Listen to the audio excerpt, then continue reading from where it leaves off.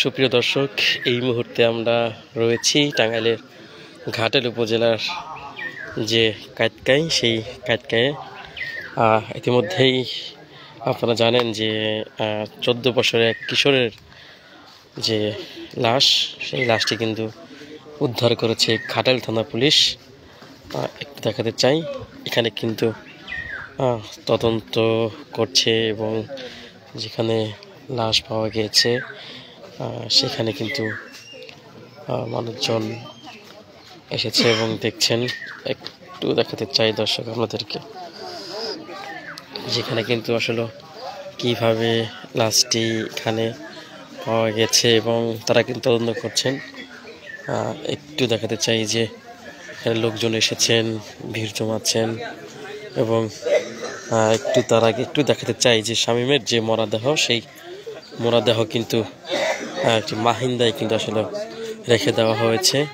একটু দেখতে পাচ্ছেন আপনারা দর্শক যে সেই কিশোর যে শামীম, যে বোবা কান্নায় কিন্তু এলাকাবাসী যারা রয়েছেন তারাও কিন্তু কান্না করছেন এবং তাদের যে আত্মীয় স্বজন তারা কিন্তু দেখতে পাচ্ছেন দর্শক যে এলাকাবাসী স্তব্ধ কিন্তু আসলে হয়ে গেছে। একটু দেখাতে চাই, দর্শক দেখতে পাচ্ছেন তারা কিন্তু কান্নায় ভেঙে পড়ছেন। এই যে একটি মর্মান্তিক ঘটনা, এলাকাবাসী আসলে মেনে নিতে পারছে না তাদের যে, দেখতে পাচ্ছেন দর্শক দেখছেন তাদের যে পরিবারের লোকজন এসেছেন দেখছেন। তবে একটি বিষয় আমি আপনাদেরকে জানাতে চাই যে এই শামীমের যে মরদেহ কিন্তু আঘাত রয়েছে, প্রচুর পরিমাণ আঘাত। তাদের পরিবার কিন্তু আসলে মেনে নিতে পারছে না এবং আপনারা দেখতে পাচ্ছেন দর্শক কান্নায় কিন্তু ভেঙে পড়ছে। একটু দেখাতে চাই, তার লাশটি কিন্তু এখন থানায় নিয়ে যাওয়া হবে।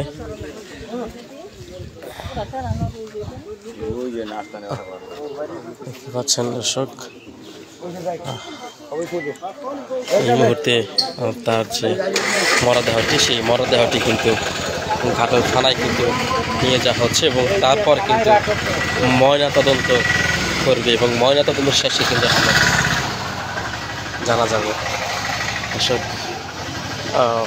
কীভাবে লাশটি পাওয়া গিয়েছে এবং সেই লাশ কোথায় ছিল এবং এটি কিন্তু আসলে তদন্ত করছেন ঘাটাল থানার যারা কর্মকর্তা রয়েছেন, তারা কিন্তু দেখছেন, দেখতে পাচ্ছেন। তবে এতটুকুই ছিল আমার কাছে টাঙ্গাইল ঘাটাল থেকে সর্বশেষ।